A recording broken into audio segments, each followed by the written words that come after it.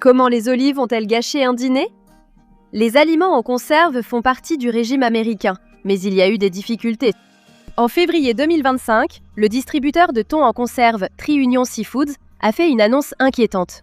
L'entreprise a procédé à un rappel volontaire de certains lots de thon potentiellement contaminés par des bactéries. Le rappel de TriUnion comprenait des marques populaires de thon en conserve, comme Genova, Van Camps, H-E-B et Trader Joe's. Aucun cas de maladie signalé à ce jour. Cependant, si vous avez une boîte, il est recommandé de la jeter. Le rappel n'a rien à voir avec le thon à l'intérieur des boîtes, mais concerne plutôt le système d'ouverture à languettes sur les couvercles des boîtes. TriUnion a appris de son fournisseur que les languettes faciles à ouvrir étaient défectueuses et que les boîtes n'étaient pas hermétiquement scellées. Un environnement pauvre en oxygène où se trouvent des aliments peu acides favorise le développement de la bactérie botulinite. Le botulisme a sinistre réputation, donc TriUnion n'a pas hésité à retirer les boîtes défectueuses des magasins. Si vous connaissez les grandes marques alimentaires, vous avez sûrement entendu parler de Conagra, conglomérat multinational possédant de nombreuses marques. Conagra est un fabricant alimentaire mondial gigantesque, donc lorsqu'un de ses produits est rappelé, c'est un événement important. En 2023, un rappel de viande et de volaille produite par Conagra a fait la une des médias. Le problème était simple. Les employés de Conagra ont constaté que certaines boîtes de l'entrepôt étaient endommagées, fuyaient et se détérioraient. Conagra a signalé ces boîtes avariées à l'USDA et lancé un rappel. La plupart des conserves concernées étaient des saucisses de Vienne et des pâtés de viande. Certaines des marques concernées étaient Armour, Kroger et Goya, Armour ayant de loin le plus grand nombre de produits et de lots rappelés. Aucune maladie signalée, mais Conagra a rappelé plus de 2 millions de livres de viande en conserve. Ça fait beaucoup de viande.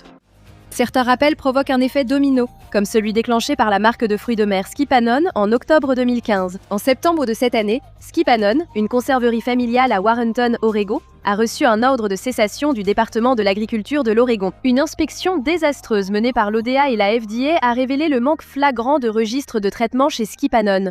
Cela a forcé le rappel de tout l'inventaire de la conserverie. Le rappel concernait tous les lots et formats de thon, saumon, truites arc-en-ciel et esturgeons en conserve de Skipanon. Aucune bactérie mortelle n'a été trouvée, mais le manque de registres chez Skipanon aurait pu facilement permettre une épidémie de botulisme. Le rappel a inquiété de nombreuses conserveries du nord-ouest du Pacifique. L'usine Skipanon emballait aussi pour plus d'une douzaine d'autres marques. Skipanon a provoqué des rappels secondaires chez 17 entreprises du secteur des conserves de poissons. Selon sa page Facebook, la conserverie a cessé son activité. SpaghettiOs. C'est exact, le classique des conserves, les SpaghettiOs avec boulettes de viande, était visiblement absent des magasins en juin 2010. La FSIS a retiré 3 variétés des rayons. Le coupable présumé, un traitement insuffisant. La quantité rappelée s'élevait à 15 millions de livres, ce qui en fait l'un des plus grands rappels de l'histoire de Campbell. Alors qu'est-ce qui a tant inquiété la FSIS? Lors d'une inspection de routine dans une usine de Paris, Texas, un appareil de cuisson pour pré-cuire les boulettes de viande en conserve à une température sûre était défectueux. Comme la date du dysfonctionnement de l'appareil était incertaine, Campbell's a retiré toutes les boîtes de spaghettios avec boulettes de viande de cette usine. Entre décembre 2008 et juin 2010, Campbell's a noté qu'une grande partie des boîtes rappelées avaient probablement déjà été consommées, mais aucun cas de maladie n'a été signalé. Le département de l'agriculture des États-Unis a indiqué que plus de 3 millions de livres de spaghettios avec boulettes avaient été retirés. C'est effrayant qu'une seule machine défectueuse puisse faire autant de dégâts. Contracter le botulisme via des conserves industrielles paraît dater d'il y a 100 ans, mais Castleberries a prouvé le contraire. En plein milieu de la saison des hot dogs, les autorités sanitaires de l'Indiana et du Texas ont chacune signalé 2 cas de maladies ressemblant à du botulisme. 4 personnes, gravement malades après avoir mangé de la sauce chili Castleberries, ont été hospitalisées sous respirateur. Le 18 juillet 2007, la FDA a publié un avis de santé publique concernant la sauce chili. Le lendemain, l'entreprise a rappelé plusieurs produits fabriqués dans la même usine que la sauce chili responsable de maladies. La FDA n'a trouvé aucun reste testable des boîtes de chili consommées, sauf un sac plastique non étiqueté avec un reste de chili dans le réfrigérateur d'un couple. La FDA et le FSIS ont inspecté l'usine Castleberries à Atlanta, Géorgie, et relevé des problèmes évidents d'équipement de production. Le 21 juillet 2007, le rappel a été élargi pour inclure 91 types de sauce chili Castleberries vendus sous 25 marques différentes. C'était vraiment un énorme gâchis. L'industrie du saumon en conserve est florissante en Alaska, mais au début des années 1980, des rappels successifs ont inquiété le public. En février 1982, un homme belge de 27 ans, nommé Éric Maté, est décédé après avoir mangé du saumon en conserve d'Alaska contaminée par le botulisme. Une enquête de la FDA sur ce décès a révélé que la boîte consommée par Maté avait une petite perforation, permettant l'entrée de spores botuliques toxiques. 9 conserveries d'Alaska ont rappelé toutes les boîtes de saumon fabriquées en 1980 et 1981, soit environ 60 millions de boîtes. En avril 1982, Ida Smith, âgée de 68 ans, a été admise dans un hôpital à Hartford, dans le Connecticut, paralysée et incapable de parler. Elle avait mangé du saumon en conserve avant de tomber malade. Les ventes de saumon en conserve d'Alaska ont été stoppées aux États-Unis et dans le monde.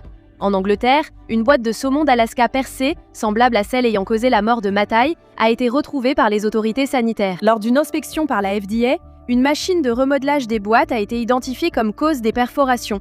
Ce fut le deuxième plus grand rappel de conserve de l'histoire des États-Unis. L'une des règles de sécurité alimentaire que l'on nous a inculquées dès l'enfance est de faire attention aux boîtes bombées ou cabossées. Ce qu'elles contiennent pourrait provoquer le botulisme. Début 1973, des employés de la United Canning Company à East Palestine, Ohio, ont remarqué une boîte de champignons de 6 livres 9 onces bombée dans l'entrepôt et compris qu'ils avaient un problème. Lorsque la FDA a été informée et a effectué des tests, la grosse boîte s'est avérée contenir la bactérie responsable du botulisme. L'entreprise a rappelé plus de 39 000 unités. Le rappel massif de boîtes de champignons au format industriel a provoqué le rappel des stocks chez les distributeurs de pizzas. Le 9 février 1973. 44 000 pizzas surgelées fabriquées par Farini Family Foods ont été jetées dans une décharge du Michigan. Ce jour est resté célèbre comme le grand enterrement de la pizza du Michigan.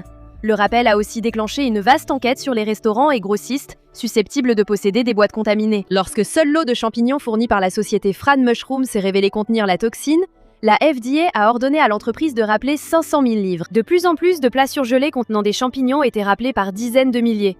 La FDA a inspecté plus de 4000 entrepôts en 60 jours. 75 millions de boîtes de champignons ont été rappelées, constituant le plus grand rappel de conserve alimentaire aux États-Unis.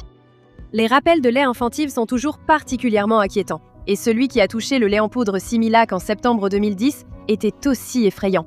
Les laboratoires Abbott, qui produisent Similac, ont rappelé environ 5 millions de boîtes de lait en poudre parce qu'elles pouvaient contenir des coléoptères. Des coléoptères à l'intérieur, c'est exactement ce que vous voulez que votre enfant mange.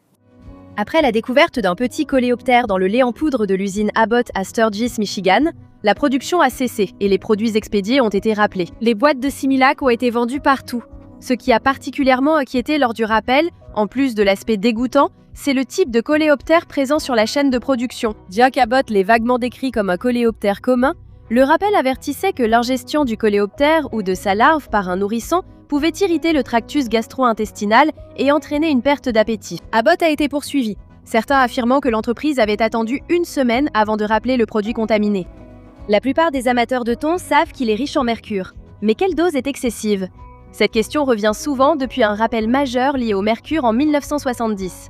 Tout a débuté quand un professeur de chimie à New York a testé le taux de mercure de quelques boîtes de thon de son garde-manger. Les résultats ont montré un taux de mercure bien au-dessus du seuil recommandé par la FDA, qui a alors retiré près d'1 million de boîtes de thon des magasins. La surconsommation prolongée de mercure cause des lésions neurologiques chez l'humain. Le mercure nuit au développement cognitif des fœtus et enfants, cause des troubles de mémoire et réduit les capacités motrices. Les adultes peuvent avoir des pertes de mémoire, dépression, engourdissement ou des troubles de la marche et de la parole. En lien avec le rappel du thon de 1970, la FDA a également déclaré que les poissons dont la teneur en mercure dépasse 0,5 parties par million pourraient faire l'objet de nouveaux rappels. Les professionnels de la pêche commerciale ont tellement contesté cette directive fédérale qu'ils ont attaqué la FDA en justice en 1979, ce qui a poussé la FDA à relever la limite à 1 partie par million. C'est l'un des seuils les plus laxistes au monde pour le mercure dans les produits de la mer.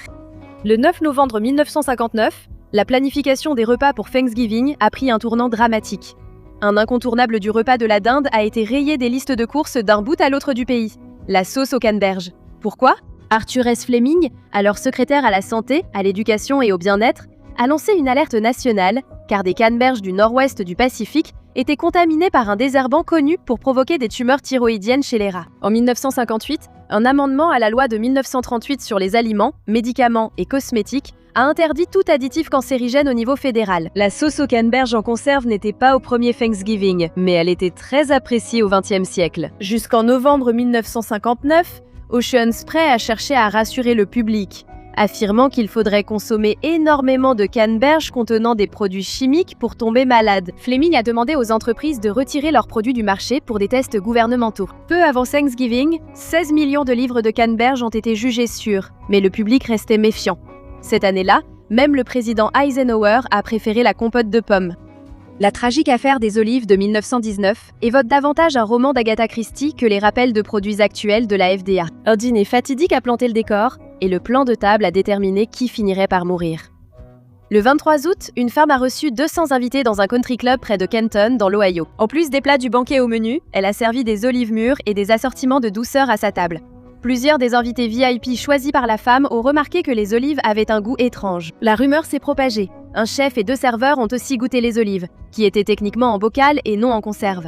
3 employés et 11 invités sont tombés malades. Le chef, un serveur et 5 invités sont décédés, y compris l'hôtesse elle-même. L'enquête a révélé que toutes les personnes décédées avaient consommé les olives d'un bocal au seau sous vide défectueux. Les tests sur les olives restantes ont confirmé la présence de la bactérie du botulisme. Cet incident, ainsi que d'autres fin 1919 et en 1920, ont causé la mort de 18 personnes. Tous les décès étaient dus à des olives noires en bocal ou conserve de Californie. Pour éviter une panique qui aurait pu ruiner l'industrie américaine des aliments en conserve, les secteurs de la conserve et de l'olive ont financé une commission sur le botulisme. Les travaux de la commission ont entraîné des règles plus strictes pour la transformation des olives et aliments en conserve,